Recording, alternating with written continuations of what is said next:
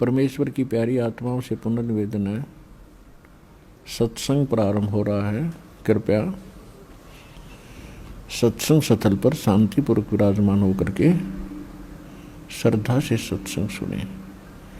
सत्सही सतगुरुदेव की जय। बंदी छोड़ कबीर परमेश्वर जी की जय। स्वामी रामदेवानंद जी गुरु महाराज जी की जय हो।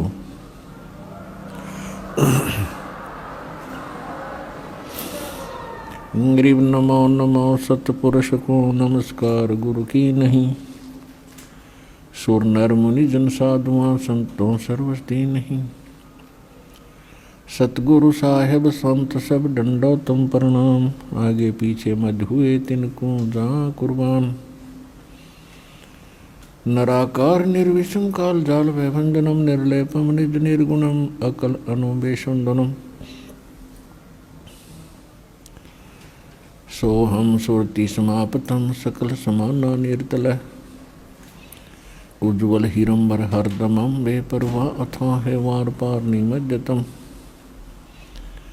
ग्रीव जो सुमर सिद्ध होई गणनायक गलता ना करो अनुग्रह सोई पारस पद परवाना। आदि गणेश मनाऊं गणनायक देवन देवा। चरण कमल लौलाऊं आदंत करूं सेवा। परम शक्ति संगीतम रिद्धि सिद्धि दाता सोई। अवगत गुण अतीतम सतपुरुष निर्मोही। जगदम्बा जगदीशम मंगल रूप मुरारी। तन मन अर्पों शीशम भक्ति मुक्ति भंडारी। सुर नर मुनि जन जाए ब्रह्मा विष्णु महेशा।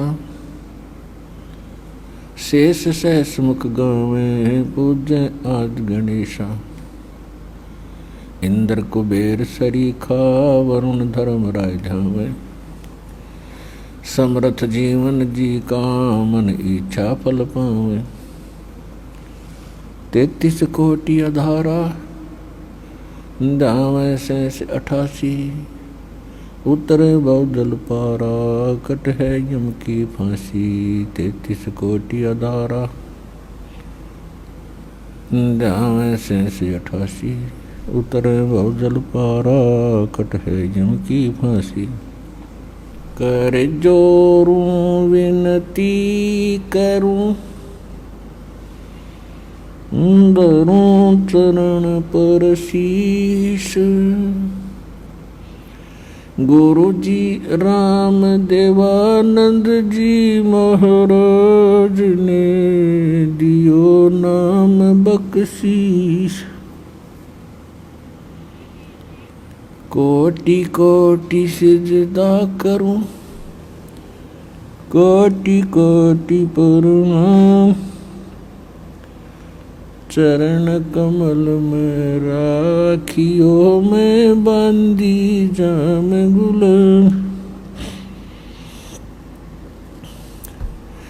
कुत्ता हूँ गुरुदेव का रामपाल दास का नाम। गले प्रेम की जेवड़ी जाखे चोवा जाऊं। तो करो तो बावड़ू दूर दूर करो तो जाऊं। जो राखो तो ही रहूं। जो देवो सो खाऊं। गुरु जी तुम ना भूलियो। चाहे लाख लोग मिल जाएं। हमसे तुमको बहुत है तुमसे हमको नहीं। कबीर गुरु जी मिलेंगे पूछेंगे कुशलात, आदि अंत की सब कहूँ अपने दिल की बात। कबीर जय इब कै सतगुरु मिले, सब दुख आँखों रो, चरणों ऊपर शीश धरूं कहूँ जो कहनी हो। सतगुरु पूर्ण ब्रह्म है, सतगुरु आप अलेख, सतगुरु रमता राम है या मीनन मेख। गुरु बिन माला फेरते, गुरु बिन देते दान, गुरु बिन दोनों निष्फल हैं, चाहे पूछो वेद पुराण। गुरु बड़े गोविंद से मन में दीख विचार, हरि सुमरे वो रह गए भाई गुरु सुमरे हो पार। कबीर गुरु गोविंद दोनों खड़े, काके लागू पाए, बलिहारी गुरु अपना जिन गोविंद दियो मिलाए।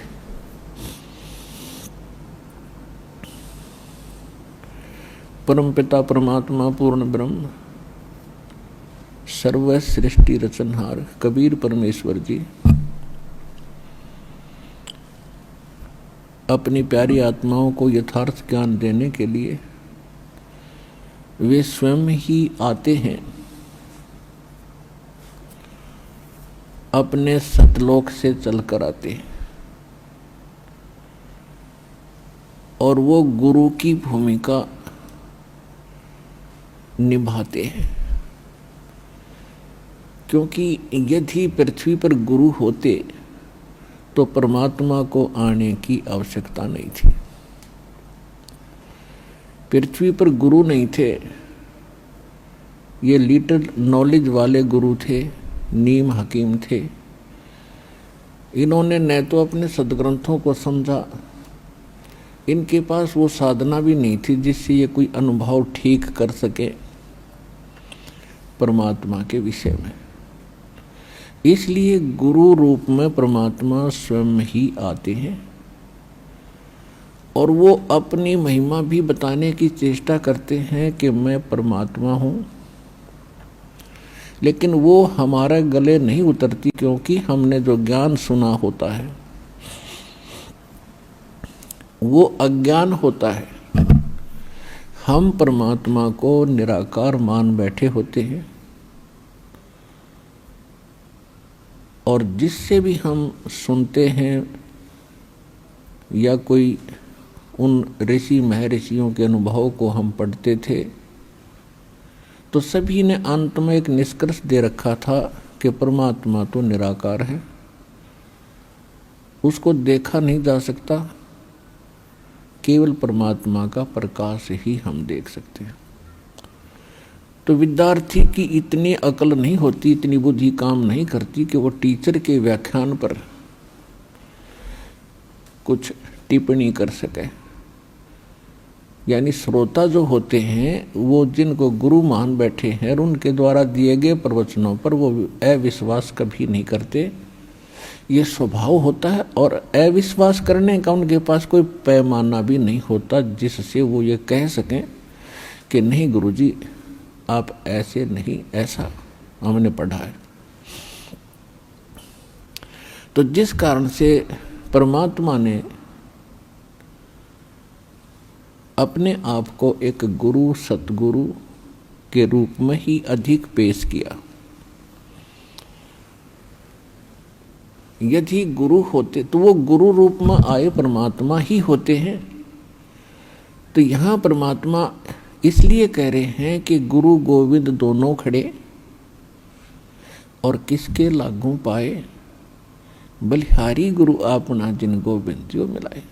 यानी गुरु रूप में परमात्मा ही हो सकते हैं और बाकी जो गुरु हैं वो तो अलग बात है, कोई मोटरसाइकिल चलाना सिखा देता वो उसका गुरु हो गया, कोई गाड़ी चलाना सिखा देता उसका गुरु हो गया, माताएं अपने बेटियों को रोटी पौना सिखा दी वह उनकी गुरु होगी।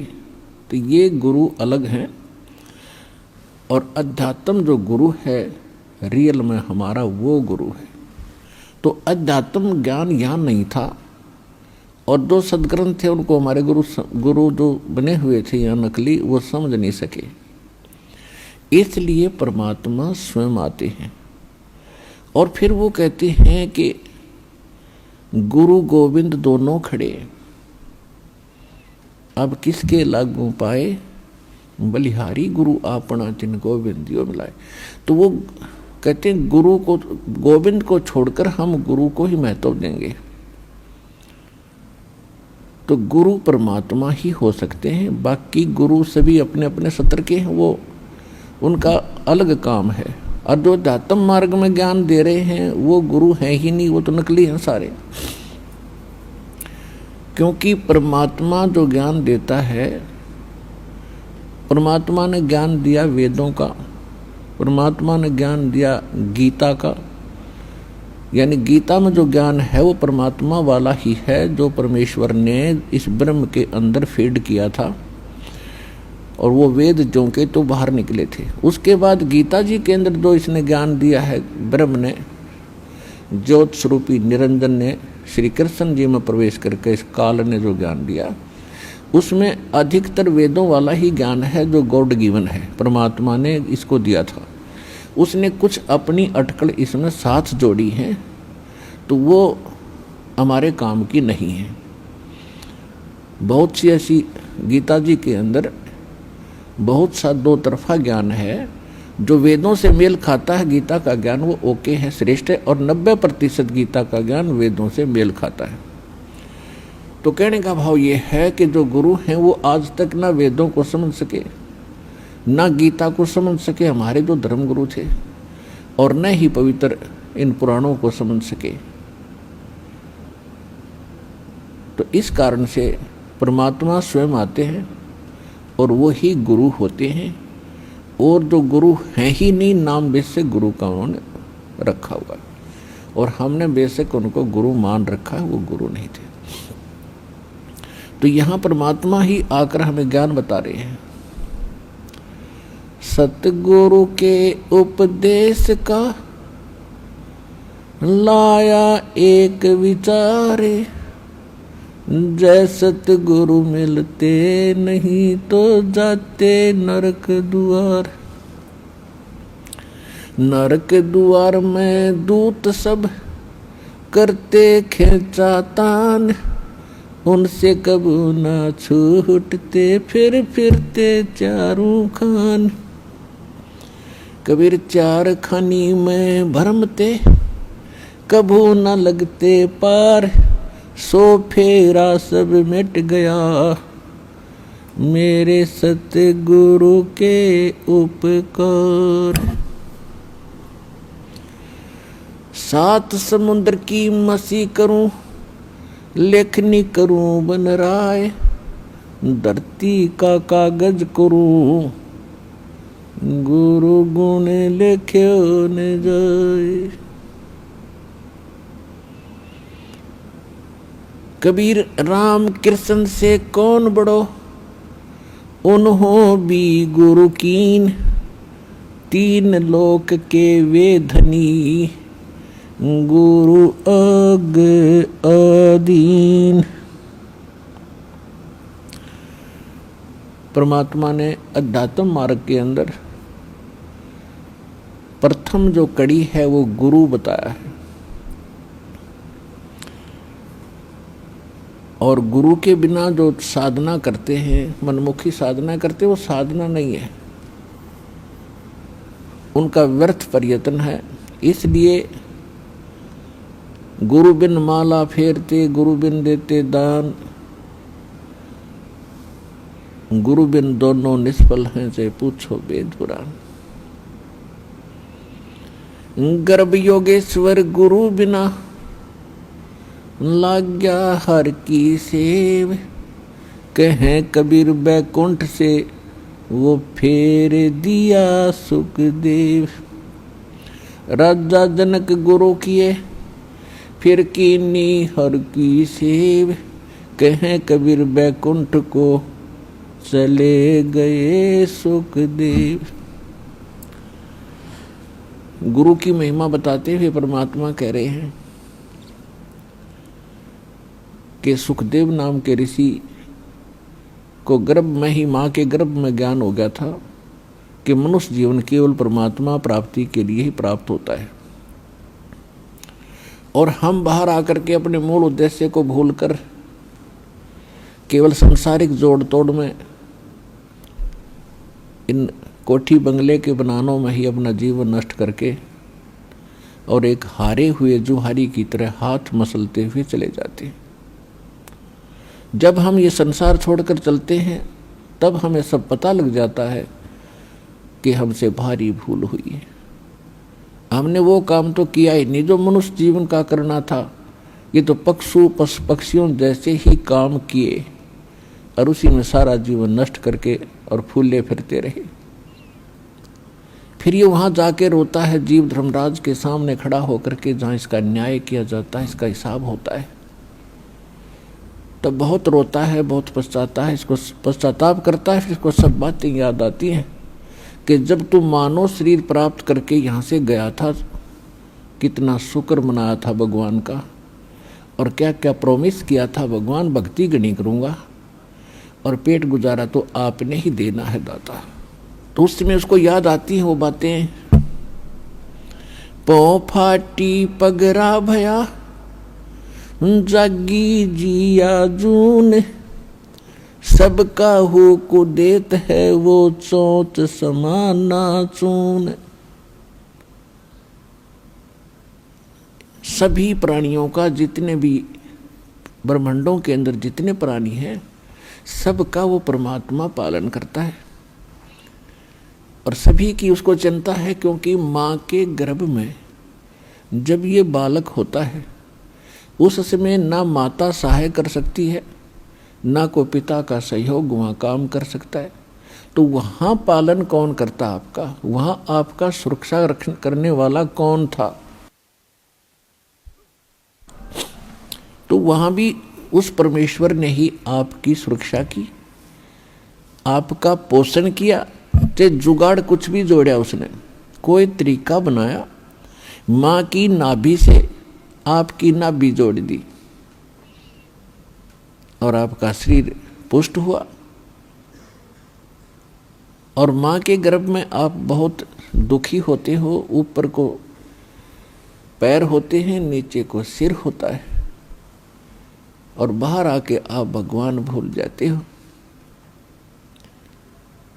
कबीर साहब कहते हैं, दुख में सुमरण सब करे, सुख मुकुर ना कोई। जय सुख में सुमरण करो, तो दुख कहे को होए। परमात्मा याद दिलाते हैं कि जब तुम पर आपत्ति आ जाती है तब तो भगवान दिखाई देता है, और जब तक तुम्हारे पूर्व जन्म के संस्कार ठीक होते हैं, आपके पुण्य चलते हैं और आप अपने आप को सुखी महसूस करते हैं। वैसे तो यहाँ सुख है नहीं, हम झूठे सुख कोई सुख मान बैठे। कबीर साहब कहते हैं, झूठे सुख को सुख है ये मान रहा मनमोद, जो सकल चबीना काल का कुछ मुख में कुछ गोद। फिर भी जब तक हम सुखी महसूस करते हैं तो भगवान से कोसों दूर रहते हैं। और भगवान की पूजा कैसी करते हैं? महीने 2 महीने 6 महीने में कभी इष्ट धाम पर मत्था टेक आए, शुक्रवार मंगलवार को प्रसाद बांट दिया, किसी दिन व्रत रख लिया।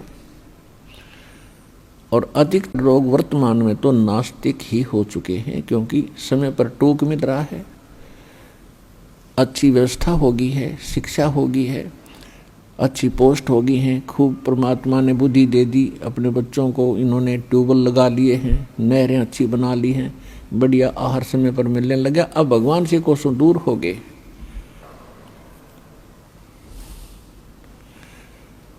और भूल गए उन दुखों को परमात्मा कहते हैं इसे सुख के आग लगे जो भगवान ते दूर करे। परमात्मा कहते हैं सुख के माथे पत्थर पड़ो जो नाम हृदय ते जावे, और बलिहारी व दुख के जो पल पल नाम रटावे। पुराने समय में हमारे पूर्वज बताया करते थे बुजुर्ग कि वर्षा ना होती थी, भगवान को याद किया करते थे।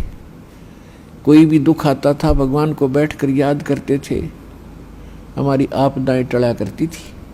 और अब भगवान 100 कोस दूर हो गया, अब तो बिजली याद रहती है, बिजली ना ही ट्यूबवेल चलाऊं वो भगवान याद नहीं आता।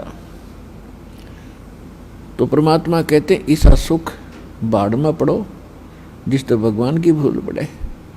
तो सत्संग में आने से फिर हमें याद होता है कि भगवान की कितनी आवश्यकता है।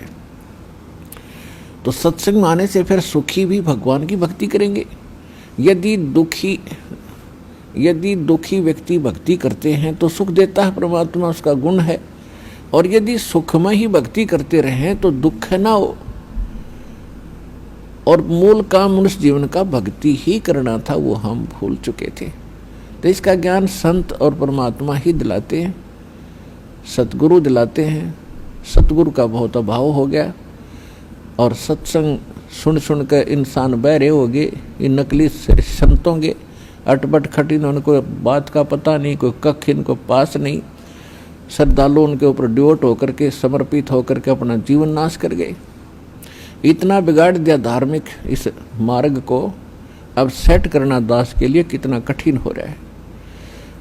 इतने टीवी चैनल चलते हैं, सब पर कोरी बकवाद घड़ी जाती है इन संतों के द्वारा, कख भी पता नहीं, और सब सुन सुन कर बहरे हो लिए और उनको फाइनल मान चुके। तो इसका अब धीरे धीरे निवारण होगा इस संकट का, और सभी शिक्षित है। देख रहा दास के इतना विपरीत मार्ग है समाज के और पूर्व ज्ञान के, और उसके बाद भी कितनी सफलता मिली है, क्योंकि इसमें सत्यता घनी है और सत्य को कोई मिटा नहीं सकता। वो अपना स्थान बनाया करती है लेकिन उसकी स्पीड स्लो होती है। भले ही धीरे धीरे चलेगा लेकिन ये सफल होगा और एक दिन पूरा विश्व इस ज्ञान को और इस भगवान को स्वीकार करेगा और उद्धार होगा, सुखी होंगे।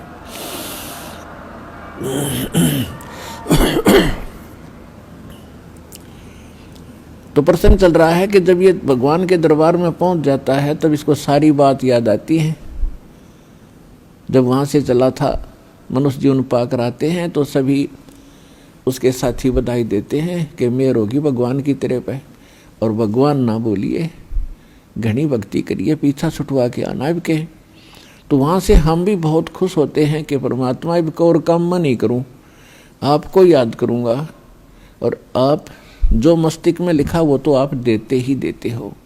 ये तो विधान है भगवान का, और पेट गुजारे के लिए आवश्यक काम करूँगा, बाकी समय में आपको याद करूँगा।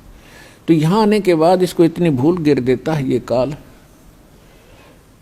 कि ये पिछला सब भूल जाता है और नए सिरे से इसकी पढ़ाई शुरू होती है। ये तेरा चाचा या तेरी चाची, ये तेरा मामा, ये तेरा बुआ, तेरी बुआ, और इस तरह से फिर इसको पढ़ा करके ये सांसारिक ये मंत्र, माया कैसे इकट्ठी करनी चाहिए, बड़ी कोठी बना ले बड़ी इज्जत हो जाएगी, तो ये नए मंत्र सिखाए जाते हैं इसको।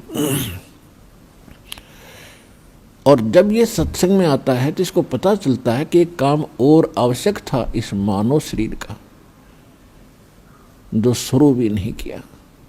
तो वहां से परमात्मा के दरबार में जब ये जाता है, इसको सारी बात याद आती है, और फिर ये हाथ जोड़ता है धर्मराज के सामने कि हे महाराज, एक मनुष्य जीवन और दे दो, अब के कति नहीं बोलूँगा। धर्मराज फिर उसकी पिछली हिस्ट्री चालू कर देता है। असंख्य जन्म हो गए, हमने मानव शरीर प्राप्त किया, इनमें बकवादों में खोया, और वहाँ जाके फिर न्यों रोया।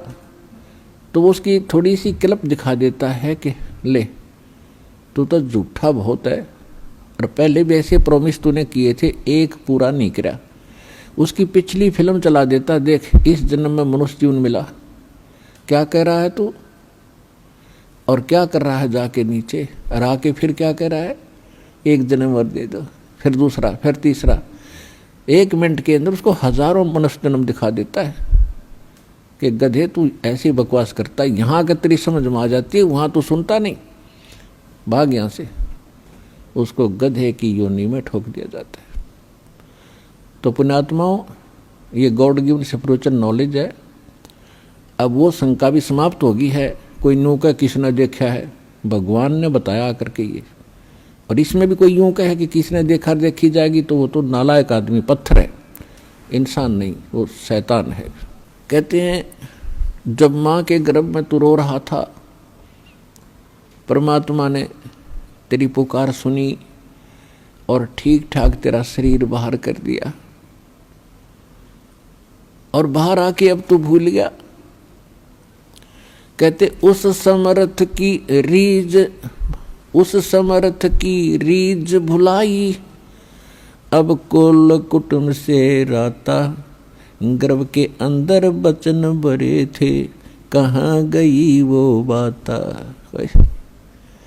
परमात्मा कितने प्यार से समझाना चाहते हैं कि भूल गए उन दिनों को। उस समर्थ की रीझ छुपाई, उस परमात्मा ने तेरे ऊपर रहम किया, खुश हुए और तेरे को मनुष्य जीवन देकर माँ के गर्भ से, संकट से बाहर निकाला। नहीं तो बहुत से बच्चे गर्भ में मर जाते, माँ भी मर जाती साथ में। उसकी मेहर से ही तुम ठीक ठाक यहाँ बाहर जन्म लेते हो। और आज भूल गया उन भगवान की उन बातों को कि गर्भ के अंदर वचन भरे थे, कहाँ गई वो बात। तो पुण्यात्मा, दुख में सुमन सब करें, सुख में करे न कोई, और जय सुख में सुमन करे तो दुख का ही कोई। तो सौभाग्य उन पुण्यात्माओं का जो यहाँ आए हैं, जिनके ऊपर कोई आपत्ति है। दास यहाँ देख रहा है कि 80% व्यक्ति, भक्त, श्रद्धालु केवल दुखी ही आए हैं।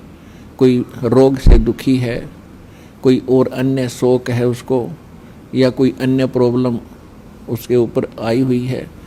तो आपके लिए वो दुख, आपके लिए वो प्रॉब्लम, आपके लिए वो रोग एक वरदान सिद्ध होगा यदि इस मार्ग पर आप डटे रहे। देखो, एक दिन में कोई वस्तु परफेक्ट नहीं होती। बच्चा जन्म लेता है, आपको खुशी होती है, धीरे धीरे बड़ा होता है, 15, 16, 20 वर्ष के बाद जाकर वो कुछ अपना धंधा करने योग्य होता है। इसी प्रकार आप बीज बोते हो। मान लीजिए आपने आम का बीज बोया, उसकी परवरिश की, देखभाल की, पौधा बना, फिर पेड़ बन गया, और पेड़ बढ़ने के बाद फिर उसका फल लगेंगे। इतने फल लगेंगे कि लदपद हो जाएगा, आप भी खा लोगे, रिश्तेदार भी छिक लेंगे।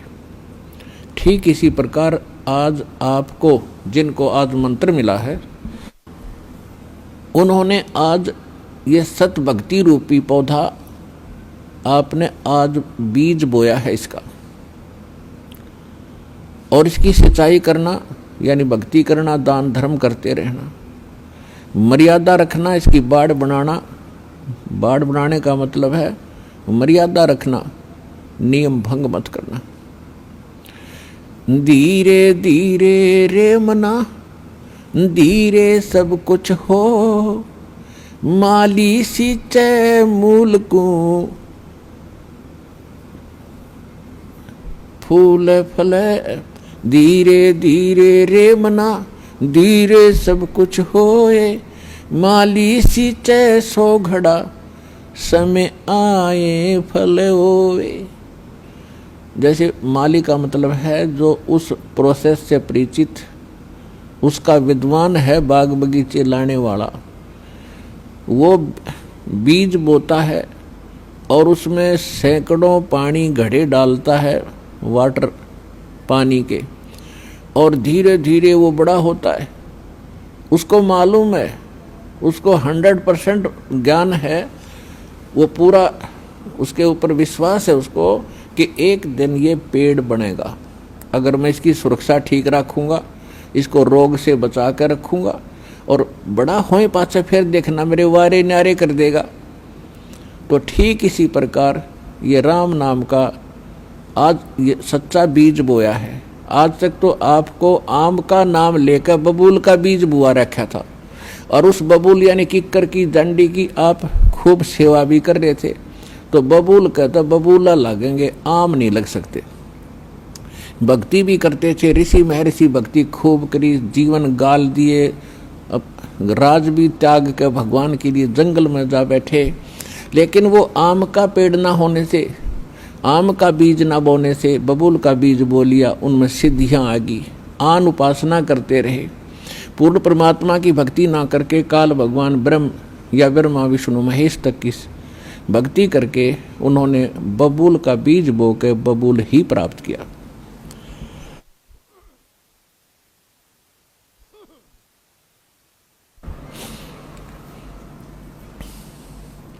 उदाहरण के लिए हिरण्यकशिपु ने ब्रह्मा जी की साधना करके बबूल का पेड़ बोया और क्या मिला उसको? सिद्धियां आ गई। ये समझ बैठा कि मैं भगवान बन गया, और कैसा जीवन नाश हुआ उस व्यक्ति का। ऐसे ही रावण ने बबूल बोया था भगवान शिव की भक्ति करके, और क्या प्राप्ति हुई? सिद्धियां होगी, रिद्धि आ गई, सोने के महल बना लिए, आकाश में उड़ जाने की शक्ति आ गई, और कुबद को माकर सर्वनाश करा के गया।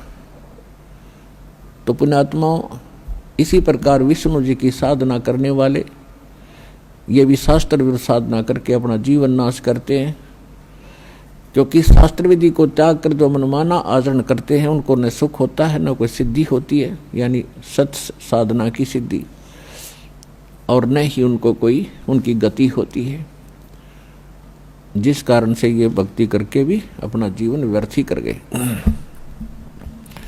तो ये प्रसंग चल रहा है कि धीरे धीरे रेमना और धीरे सब कुछ हो।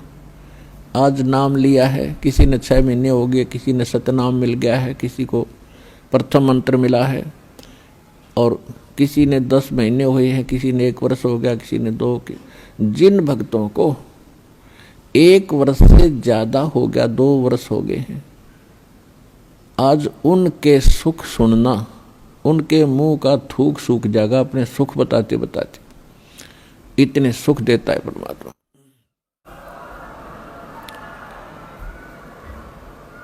और कुछ अनजान कहते हैं जी मैं 4 बार आ लिया, गण्या कोई लाभ सा विशेष नहीं हुआ। ये उसके लिए प्रार्थना है कि धीरे धीरे रेमना, धीरे सब कुछ हो, माली सींचे 100 गड़ा समय, समय आए फलो। और दूसरा कारण ये होता है, सतगुरु के दरबार में भाई कमी कहे की ना, अनसा मौज नहीं पावता है तेरी चूक चाकरी। इस सच्चे दरबार में किसी चीज की कमी नहीं है। यदि आपको कोई राहत परमात्मा से नहीं मिल पा रही है तो आपका कनेक्शन ठीक नहीं है। अपने आत्माओं, जैसे एक मेन लाइन आई है बिजली के तारों की, और वहां से पूरी कॉलोनी को कनेक्शन मिला हुआ है, और किसी एक व्यक्ति का पंखा नहीं चल रहा या मोटर नहीं चल रही या कोई भी आइटम नहीं चल रहा, तो उसका कोई और कारण हो सकता है। या तो पंखा खराब हो सकता है या मोटर खराब हो सकती है, उसको चेक कराओ। और सारा ही व्यवस्था नहीं चल रही कोई भी, तो आपका कनेक्शन ठीक नहीं है। तो यहाँ एक बहुत बड़ी हम गलती करते हैं कि मर्यादा ना रख के भगवान का हम आशीर्वाद प्राप्त नहीं कर पाते, जिस कारण से आप जी का वो कनेक्शन कट जाता है। कहते परमात्मा कहते औखद खावे और पत्थर है, औखद खावे और पत्थर रखे, और तब पावे मोक्ष। जैसे दवाई लेते हैं, औषधि लेते हैं, तो उसके साथ कुछ परहेज भी होते हैं। तो इस मार्ग में परहेज कंपलसरी है परमात्मा के इस मार्ग में। और परहेज वही हैं जो हमने वैसे ना करने चाहिए। बीड़ी, शराब, मांस, तम्बाकू, अन्य देवताओं की पूजा, ये तो वैसे ना करनी चाहिए। बताओ और परहेज क्या है? तो इस करके ये तो अवश्य रखने ही पड़ेंगे यदि आपने भगवान से लाभ लेना है और मोक्ष प्राप्ति करनी है। तो कहने का भाव ये है कि नाम जिन्होंने ले लिया धीरे धीरे सब काम होंगे। थोड़ा समय दो दाता को, इतने उतावले ना हो। जैसे एक कहता है जी मैंने नाम लिया, मैं मेरा सारे सुख हो गए, तो इसके। और दूसरा कहता है जी मैं 4 बार आ चुका हूँ, अभी तक विशेष राहत मिली नहीं है। पुण्यात्माओं, ये परमात्मा का मार्ग है, इसके लिए आपने ये ध्यान रखनी पड़ेंगी जो बातें दास बता रहा है। अब जैसे किसी का कोई रोगी है और उसको एक्सीडेंट हो गया किसी का, और उससे ब्लड निकल रहा है, रक्त, और उधर से टांग टूट गई, उस पीड़ा भी बहुत घनी हो रही है, तो डॉक्टर सबसे पहले उस स्थान को ऑपरेशन या किसी कारण से ठीक करेगा जहाँ से ब्लड निकल रहा है। अगर उसका ब्लड निकल गया तो मृत्यु हो जाएगी, और वो उस तरफ ध्यान नहीं देगा कि टांग टूट रही है और ये रो रहा है, चिल्ला रहा है कि मुझे पीड़ा है। डॉक्टर इलाज भी कर रहा है और वो ये सोच रहा है कि डॉक्टर का ध्यान को नहीं, मैं मर गया, मेरी तो टांग टूट गई। लेकिन डॉक्टर पागल नहीं है, डॉक्टर पहले देख रहा है कि ये करना आवश्यक है, ये टांग तो बाद में जुड़ जाएगी, इस तरह मरा नहीं गा ये। तो इसी प्रकार आपके जिन्होंने दीक्षा ले ली है और जिनके ऊपर कोई ऐसी आपदा आनी है कि आपकी मृत्यु होनी हो, तो पहले परमात्मा उस मृत्यु को रोकेगा, बाकी संसारिक सुख तो फिर आपका ढेर लगा देगा, आपका जीवन एक्सटेंड हो गया था।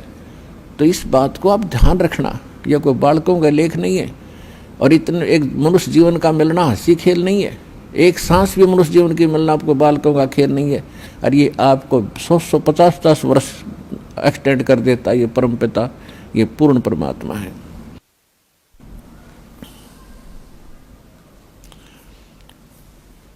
तो पुण्यात्मा, इन बातों पर ध्यान रखना जो दास आपको गाइडलाइन बता रहा है। तो इस प्रकार जिनको राहत नहीं मिल रही है वो ये ना सोचो भगवान का ऑपरेशन चालू नहीं है। आपके उन संकट निवारण के लिए परमात्मा उसी दिन सक्रिय हो जाता है जिस दिन आप इस ज्ञान को पढ़कर या ज्ञान को सुनकर और हृदय से पुकार लेते हो, परमात्मा हम आपके हो लिए, आपके बगैर मुझे कुछ दिखाई नहीं देता है।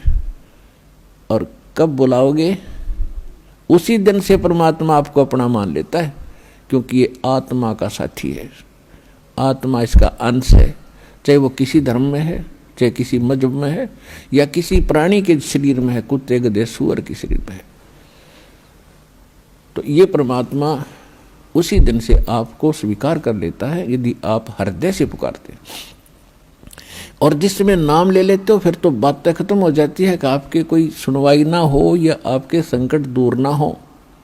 उसके लिए यही कारण हो जाता है कि परमात्मा पहले वो संकट टालेगा जो तेरी जान को जोखिम करेंगे, आपको जीवन एक्सटेंड करके फिर धीरे धीरे तेरे सारे आपके सभी कार्य, आवश्यक कार्य जो होंगे सारे ठीक करेंगे।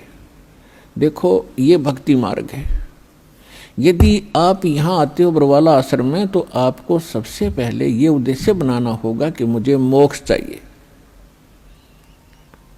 और जो ये कहते मैं फैक्ट्री लाऊं, मैं मंत्री बनूं, एमएलए बन जाऊं, मेरा आशीर्वाद दे दो गुरुजी, देखो ये आशीर्वाद यहाँ पर आपको नहीं मिलेंगे, क्योंकि ये तो भगवान से दूर करेंगे आपको। और हम ऐसा विष आपको खिला नहीं सकते जो आपका जीवन को हानि कर दे। डॉक्टर ऐसा अनजान नहीं होता।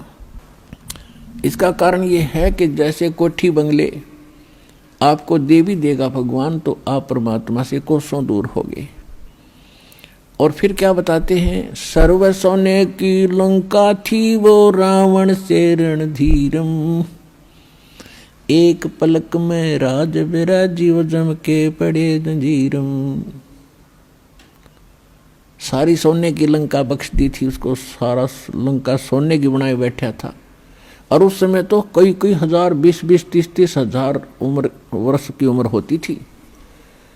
तो उसने तो आपको सोचना कोई बड़ी बात नहीं थी कि अभी ना मरूं, 30-40 हजार वर्ष जीऊंगा, क्योंकि सतयुग में लाख वर्ष की आयु होती है और त्रेता में भी 67 के अंदर 40, 50, 30 और लास्ट में कम हो जाती है। तो रावण के मन में ये खरपतवार पैदा हो जाना क्या भी नहीं मरूंगा, ठाठ तो कोठी बना ली, दो कोई मंजिल की अटारियाँ बना रखी हैं। जैसे आजकल ये 20-20, 30-30 मंजिल के बनाते हैं मकान, वो तो 100-100 मंजिल के बनाए बैठा था, 200-200 के, इतना कुबद्दी था। और सारे सोने के, ईंट और गारा सोने की, लिपाई सोने की। और उसने भी ये सोच रखा था भी नहीं मरूं, और ऐसा बक्कल उतरा, सह परिवार नष्ट हो गया। तो कहने का भाव ये है, परमात्मा कहते हैं कि क्या मांगो कुछ थिर न रहाई, ये देखत नैन चला जग जाई। 1 लख पूत 1.25 लाख नाती, उस रावण के दीवान बाती। परमात्मा कहते क्या मांगो, हमें बताते हैं कि क्या मांगोगे। रावण जितने धनी भी नहीं हो सकते, और ऐसे शक्तिशाली सिद्धि युक्त भी तुम नहीं हो सकते। और उसकी क्या दुर्गति हुई, और क्या मांगना चाहिए परमात्मा से।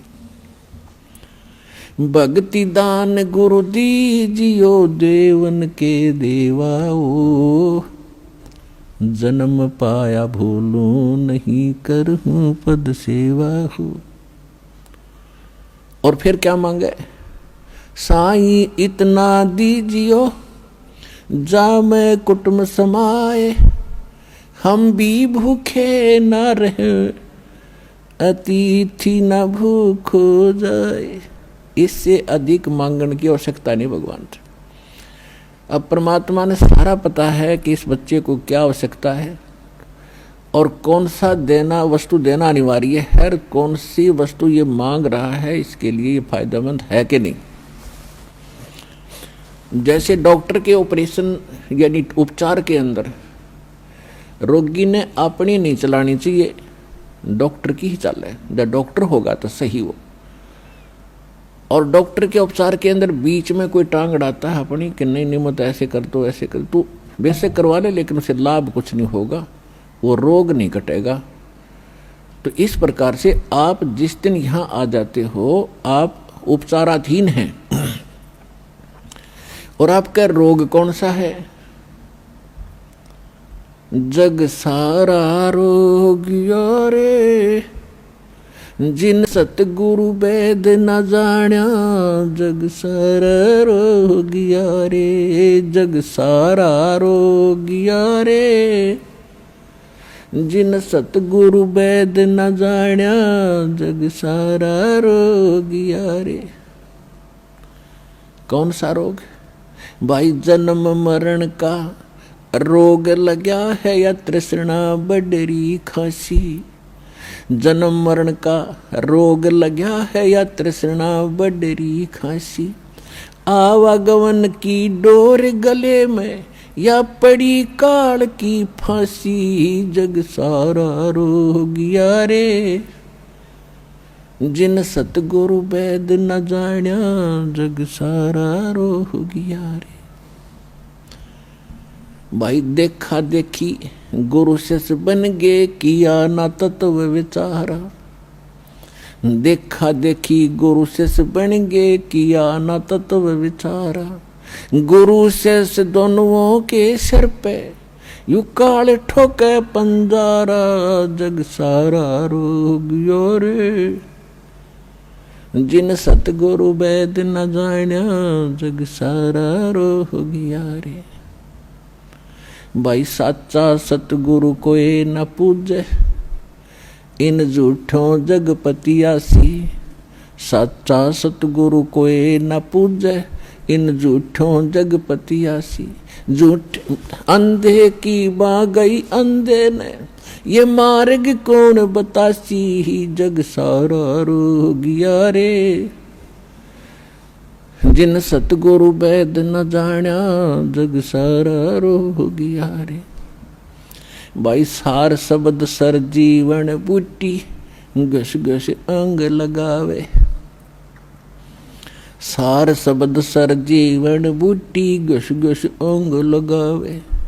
कहे कबीर तुम सतकर मानो, ये जन्म मरण मिट जावे। जग सारा रोग यारे, जिन सतगुरु वेद न जाण्या, जग सारा रोग यारे। तो इसमें यह स्पष्ट कर दिया परमात्मा ने कि आपको कौन सा रोग है। क्या बताया है कि जन्म मरण का रोग लगा है, और यह तृष्णा बढ़ रही, खांसी और आवागमन की। ऊपर जाओ, फिर वहाँ से अपना हिसाब करा के नीचे आओ, मनुष्य बनो, गधे बनो, कुत्ते बनो, फिर अपना टाइम पूरा करो, फिर जाओ, फिर वहाँ से नेक्स्ट आदेश हो गधा बनो, फिर जाओ, फिर आदेश बनो कुत्ता बनो, मनुष्य बनो, देवता बनो, फिर राजा बनो, फिर गधा बनो। कहते ये आवागमन की डोर गले में या काल के कर्म की फांसी आपके लगी हुई है, और इसको केवल परमात्मा पूर्ण ब्रह्म सत्य पुरुष कबीर परमेश्वर के अतिरिक्त कोई ऐसा भगवान नहीं है, देव नहीं है जो इस रोग ने काट सके। तो उसको काटने के लिए परमात्मा ने एक विधि बता रखी है, और वह विधि अभी तक छुपा रखी थी, क्योंकि परमात्मा का और काल का एक प्रोमिस हुआ था, अनुबंध हुआ था। इस काल ने कहा था कि 3 युगों में, सतयुग, त्रेता, द्वापर में, हे परमात्मा आप थोड़े जीव निकालना, और चौथे युग कलयुग में आपके इतने ही ले जाना। काल को पता था कि कलयुग में इनकी पिछली बैटरी कति डाउन हो जाएगी, पुण्य कर्म कति खत्म हो जाएंगे। सतयुग, त्रेता, द्वापर में, सतयुग, त्रेता, द्वापर के अंदर आप रहे हैं, और वो कौन सी आत्मा है जो सतयुग, त्रेता, द्वापर में, सतयुग से शुरू होती है मानव शरीर प्राप्त करके, वो आत्माएं होती हैं जो कभी इस कलयुग के इस समय में, जो आज आपको टाइम मिला है, ये बिचली पीढ़ी का समय यानी मध्य का समय है कलयुग का, सत्य भक्ति का। प्रथम चरण तो कलयुग का था, परमात्मा आए थे, सहस्रीर आए थे, सहस्रीर कबीर परमेश्वर चले गए थे मगर से। अब ये बिचली पीढ़ी है जो अब स्टार्ट हुई, इसमें कंप्लीट कोर्स है भक्ति का, और निरसंशय है, कोई डाउट नहीं, सब प्रमाणित है। अब जो भक्ति करेंगे वो पार हो जाएंगे, मर्यादा में रहेंगे अंतिम सांस तक, वो तो सतलोक चले जाएंगे। फिर क्या होगा, 1000 वर्ष के बाद इस भक्ति में बहुत से ऐसे नालायक काल के दूत घुसेंगे, वो धीरे धीरे इनकी भक्ति खराब करवाना शुरू करेंगे, और उस समय जो सच भक्ति जितने समय वो कर चुके हैं, उसके बाद मार्ग दिशा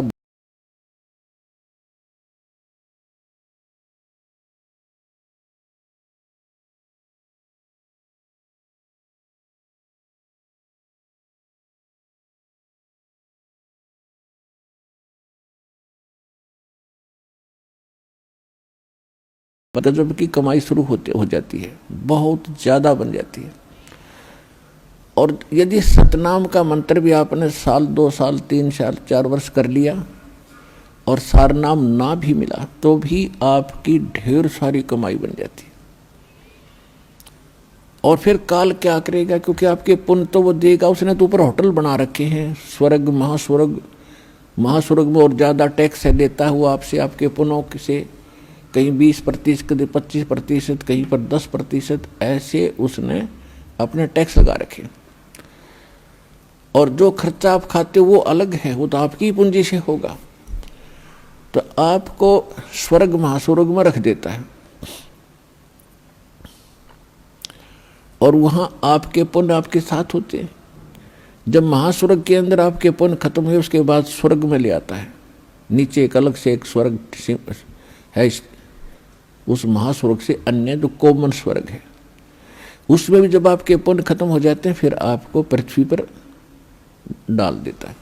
तो वो पुण्यात्मा इतना समय वहाँ रहती हैं स्वर्ग में, महास्वर्ग में, फिर उनको सतयुग में प्रारंभ में जन्म देता है। इस भक्ति युग में की हुई भक्ति उनकी इतनी प्रबल हो जाती है कि फिर वो सतयुग में प्रथम जन्म लेते हैं। उनकी फिर भी इतनी भक्ति होती है, क्योंकि सतयुग में लाखों वर्ष का जीवन होता है, एक का जीवन पूरा करते इतने युग, 1-2 जीवन में वो सतयुग पूरा हो जाता है। फिर त्रेता में आते हो आप वही हो जो पहले भक्ति लगे थे, लेकिन आप फिसल गए, आप रिपट गए, विचलित हो गए किसी कारण से। और परमात्मा का विधान है, जो जन मेरी शरण है ताका हूँ मैं दास, और गेल गेल लाग्या फिरूं जब तक धरती आकाश। एक बार इस सच्चे नाम से आज कोई जुड़ जाएगा, आज उसने नाम ले लिया, कितना रोगी है और चाहे उसकी कल मृत्यु हो जा, नाम लेते भी हो जा, तो अभी परमात्मा अपने बही में लिख लेगा उस आत्मा को कि मेरी होगी भी। अपने आत्माओं हमने असंख्य जन्म बर्बाद कर दिए, असंख्य जन्म मनुष्य के खो चुके हो आप। ये पहला शरीर नहीं जागा जो आज आपका जाने वाला है, मान ले कभी भी। ये तो असंख्य बर्बाद हो लिए, तो कपड़े हैं, कुर्ते पजामे हैं, तो आपकी ये शरीर बॉडी ऊपर का। और इस नाम के लेते ही आपके कई सैकड़ों कुर्ते पजामे खूटियां व अलमारी में रख दिए जाते हैं। मनुष्य आज आपको नाम लेते ही और चाहे अगले पल मृत्यु हो जाती है। वैसे तो ऐसा नहीं होगा, जो सच्चे दिल से आते हैं उनको राहत मिलती है, उनका मनुष्य जीवन एक्सटेंड होता है, आयु भी बढ़ाता है परमात्मा। एक उदाहरण के लिए कहते हैं कि जो अविश्वास रूप में भी आकर नाम ले लिया, अग देखेंगे किसी के कहने से आते हैं रोगी बहुत से, तो कि देख लेते हैं एक बार चल के, तो वो उनको भगवान वैसे उसको एक्सटेंड नहीं करेगा। उनका पता है कि इसको मैंने जीवन भी दे दिया, यू आगे फिर वो बकवाद करेगा। तो परमात्मा ने तो अपनी आत्मा देखनी है कि इसका उद्धार क्यों कर होगा। तो नाम लेते ही यदि उसकी मृत्यु भी होगी तो भी भगवान के अकाउंट में आ गया, और 10 महीना में फिर जन्म देकर उसको फिर बरवाला बुला लेगा। वह शुरुआत होगी उसके जीवन की।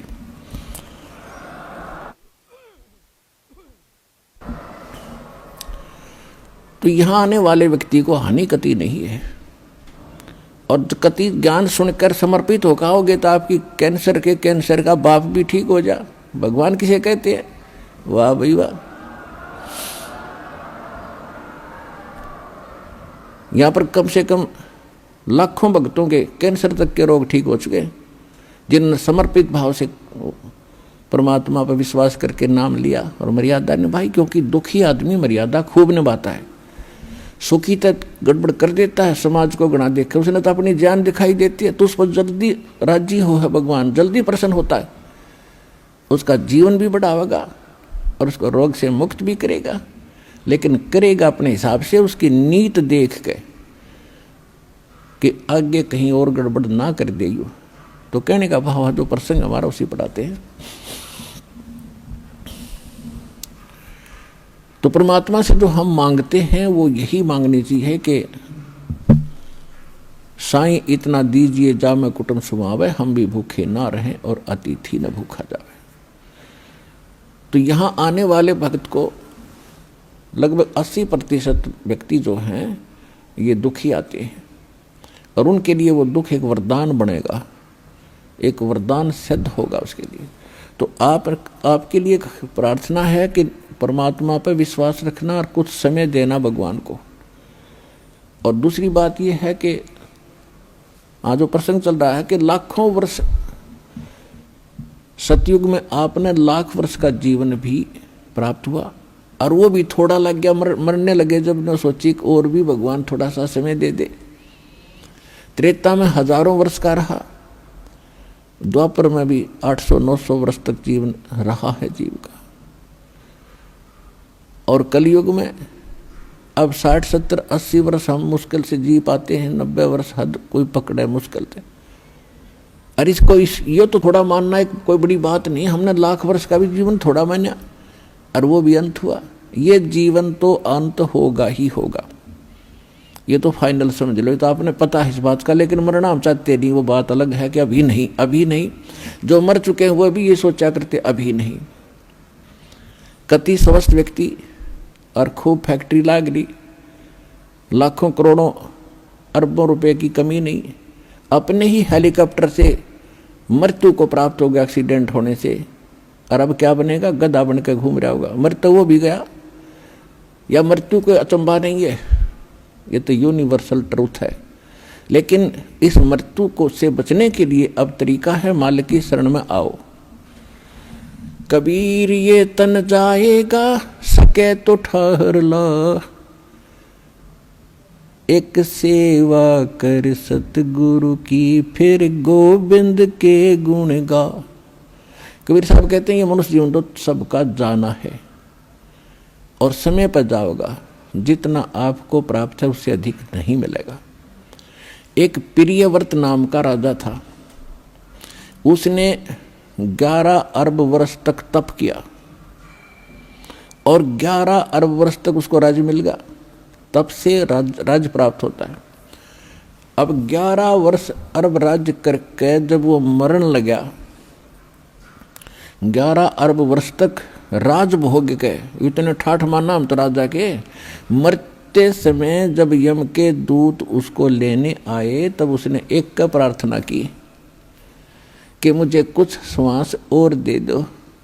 बता, 11 अरब वर्ष में तो किला तोड़ा नहीं, ये कुछ सांसों में तो किला तोड़ देगा।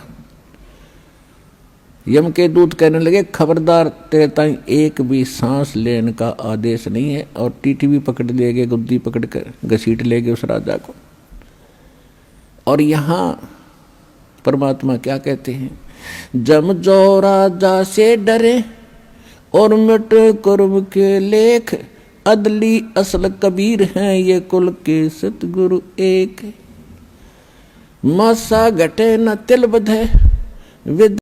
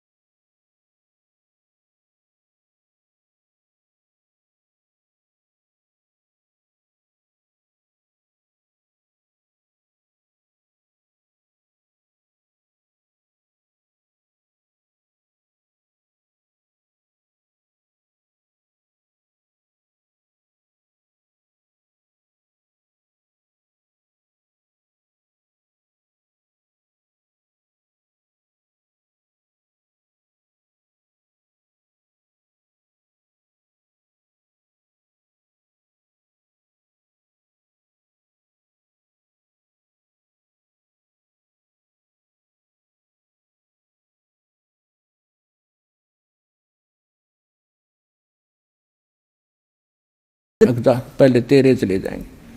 परमात्मा को पता था कि वो नकली संत जितने काल के दूत जाएंगे, उन्हें ज्ञान तो है नहीं, इनके भगवान ने ज्ञान नहीं, तो वो ज्ञान क्या करेंगे, बकवास गढ़ेंगे। तो वो बकवास घड़ घड़ के ज्ञान बता बता के उनकी कई पीढ़ी जा चुकी होंगी और उनकी पुस्तक बन चुकी होंगी, उनके ज्ञान की डीवीडी बन चुकी होगी। तब मेरा दास जाओगा और उनको परमात्मा ने कहा था, उनका सुनियोजित तरीका था, ऐसे इंस्ट्रूमेंट कलयुग में मालिक ने बनवाए हैं, ये प्रोजेक्टर, टेलीविजन, हाथों हाथ सच्चाई देगा मेरा दास जा करके। उन नकलियों के दिखाओगा नकली अनुभव और सदग्रंथों को दिखाएगा कि जिन महापुरुषों को मिले उन्होंने ये भक्ति की, यही हमारे सदग्रंथ बताते। तो 1 मिनट में उन सब की खाल तार कर रख देगा, सब बच्चे मुझे पहचानेंगे और मेरे पास आ जाएंगे फिर छोड़ छोड़ के।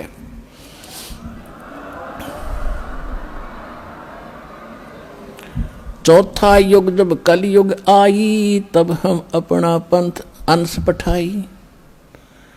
काल बंद छूटे नर लोई, शुक्ल सृष्टि परवानिक होई। सारी सृष्टि परवानिक यानी पूरा विश्व नाम लेगा। कलयुग बीते 5500 पाचा, जब यो वचन मेरा होगा साचा। आज जो धर्मदास मैं तुझे बता रहा हूं कि एक दिन इन सभी नकलियों का पर्दाफाश कर दिया जाएगा और ये सभी पंथ खत्म हो जाएंगे जब सच्चाई से परिचित होंगे। सब मजहब के लोग भी सत्य को स्वीकार करके पूरा मानव एक होगा और भक्ति करेंगे और इन प्रमाणों से इतने प्रभावित होंगे, फिर वो सभी नाम लेंगे, पूरा विश्व नाम लेगा। तो वो समय अब आ गया पुण्यात्माओं।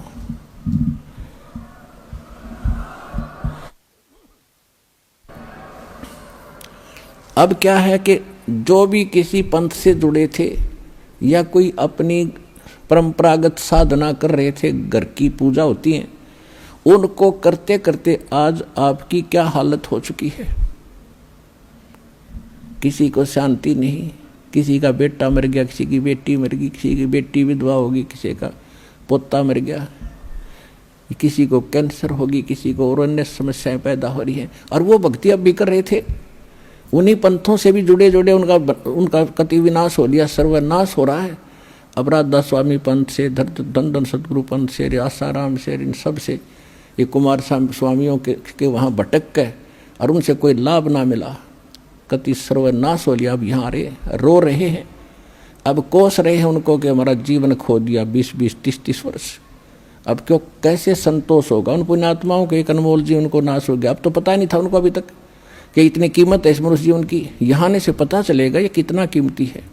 और अब यहाँ आते हैं और कोई कहता जी मैंने 20 वर्ष हो गया राधा स्वामी में था, इतने दुख गिनवाता है, मुझे भी रोना आने को हो जाता है। और फिर उसको कहा जाता है तू वहाँ 20 वर्ष खो दिए, अब यहाँ 20 महीने या साधना करके देख ले, तेरे वारे न्यारे ना हो जाते, बेशक कद्दे छोड़ दिए। फिर अब भगवान मिलेगा तो सारे काम भगवान वाले ही करेगा। तो कहने का भाव दास का ये है कि फिर वो परमात्मा आपको राहत कैसे देगा। भाई गुरु बिन माला फेरते, गुरु बिन देते दान, गुरु बिन दोनों निष्फल हैं, चाहे पूछो वेद पुराण। अब गुरु के बिना जो दान आप करते थे, जैसे बगैर ज्ञान के दान तो करते ही हम, डटा नहीं, जा रुक नहीं सकते। परमात्मा कहते हैं कि धर्म बिना धापै नहीं, ये प्राणी प्रपंच आस बराणी क्यों करे, तेने दिया हो तो संच।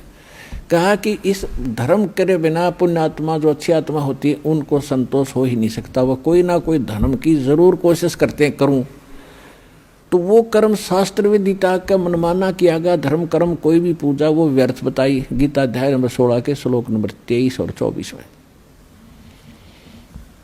तो वो जो साधन धर्म करते भी थे हम, क्योंकि सबकी कोशिश थी धर्म करें, रुक नहीं सकते। जब हमें धर्म कर्म का पता क्या था, एक आम परंपरा बनी हुई थी कि हम हनुमान के पुजारी थे ये दास, और मंगलवार को 100 रुपये का प्रसाद बांट दिया करते। जिस दिन 5.25 का बांट देते उस दिन घनी खुशी बनाया करता है, तो बड़ा दान कर दिया, बहुत बड़ा।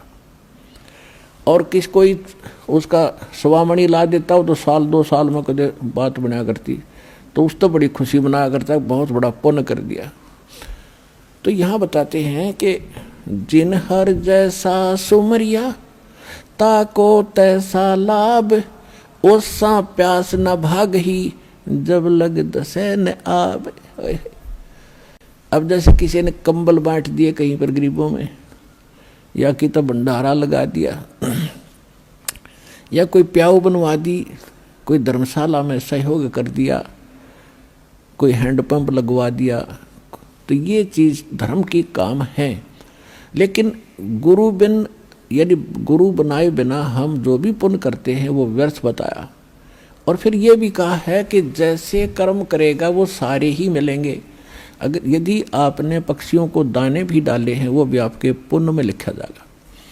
आपने जानबूझ के कोई चींटी भी मार दी वो भी आपके पाप में लिखा जाएगा। और जब तक गुरु धारण नहीं करते जितने भी जीव हिंसा आपकी होती है वो आपके पाप कर्मों में ही लिखी जाती है। तो कहने का भाव ये है कि पाप तो ढेर सारे हों डेली, और पुण्य कभी कभी कर पाते हो आप, जिसको आप पुण्य मानते थे बिना गुरु के। अब ये भी कहा कि जैसे कर्म करेगा वैसा फल देगा भगवान, ये भी पक्की बात है। अब फिर ये भी कहा कि गुरु बिन माला फेरते गुरु बिन देते दान, गुरु बिन दोनों निष्फल हैं, पूछो वेद पुराण। तो अब गुरु के बिना जो दान करा वो व्यर्थ है। उधर कह रहे हैं कि जो किया वो मिलेगा ही मिलेगा। तो इसके पीछे एक राज है, इसको अध्यात्म ज्ञान कहते हैं। अब जैसे किसी ने खूब दान किए हैं, भंडारे लगाए हैं और कंबल बांटे हैं, कितने प्याऊ बनवा दी है, पक्षियों को दाने भी डाले हैं, तो अगले जन्म में गुरु ना बनाने से उसको मनुष्य जीवन नहीं मिलेगा। नेक्स्ट जीवन मान लीजिए वो कुत्ता बन गया अगले जन्म में, और कुत्ता बनकर आप देखते हो आजकल एक कुत्ते के लिए कितनी फैसिलिटीज दी जाती हैं उस सेठ साहूकार के द्वारा जो कुत्ते को पालता है। अलग से उसका रूम होता है, कमरा, और उसमें एसी लगे हैं, कूलर भी लगा, पहले कूलर लगाते थे, आजकल एसी लगाए जाते हैं उनके लिए। और उसके खाने को भी बहुत अच्छा भोजन मिलता है। दिन में नौकर नवाते हैं, खूब सैर सपाटे कराते। और फिर क्या होता है, गाड़ी में वो कुत्ते का मालिक तो ड्राइवर बनता है और कुत्ता मालिक की सीट पर बैठकर ऐसे गर्दन निकाल कर बाहर देखता चलता है ठाठ से।